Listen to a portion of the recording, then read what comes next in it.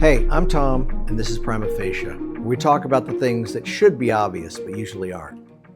This one is personal. A good friend of mine, 55 years old, was just diagnosed with pancreatic cancer. The doctors told him to get his affairs in order. That's not a metaphor, that's just game over. Pancreatic cancer has the lowest survival rate of all cancers. Most people don't make it a year. When something like that hits close to home, you start asking yourself uncomfortable questions. What if it were me?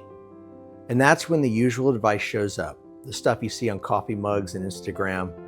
Live like you're dying. Take the trip. Say what you feel. Savor every moment. It all sounds beautiful, and let's be honest, completely unrealistic. You can't live like you're dying unless you actually are, period. You've got bills, kids, responsibilities.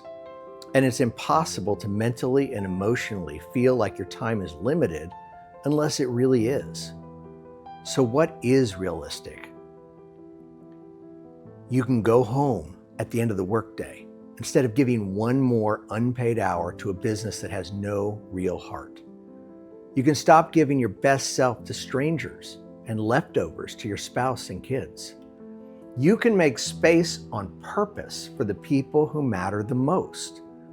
You can decide to stop getting mad about petty crap, that comment your sibling made at Thanksgiving, that coworker who took credit for your idea. None of that matters once you get the call my friend just got. And if you're spending your life chasing things that don't actually make you happy, like status or money or upgrades, you already know how that ends. No one looks back from their deathbed and says, "Man, I wish I'd gotten the premium package on my Lexus." But people do say, "I wish I hadn't driven my kid away. I wish I'd stopped fighting with my spouse over nothing. I wish I'd spent more weekends with my family instead of ignoring them." Here's what actually brings satisfaction: being kind, being present, laughing at dinner, catching a sunset, having a night where everything feels just right, and knowing it while it's happening. You know what I missed for years? The sky. I went probably 10 years without really looking at it.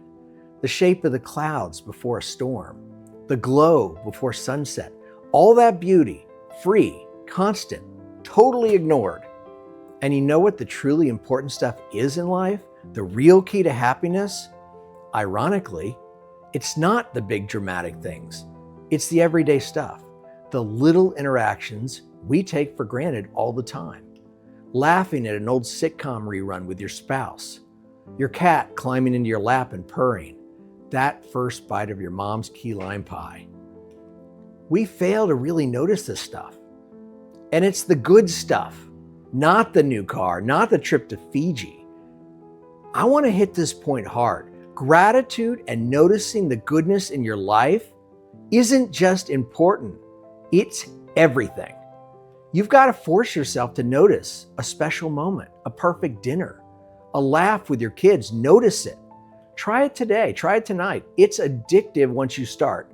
It's life-changing. And it's comically easy to do. People just don't do it. Or just set a simple goal. Start small. Catch yourself once this week. Notice one beautiful moment.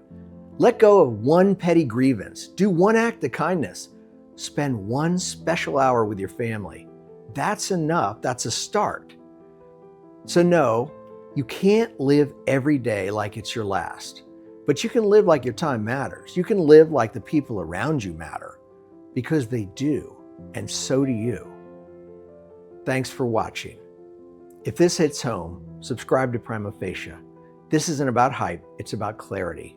I'll see you next time.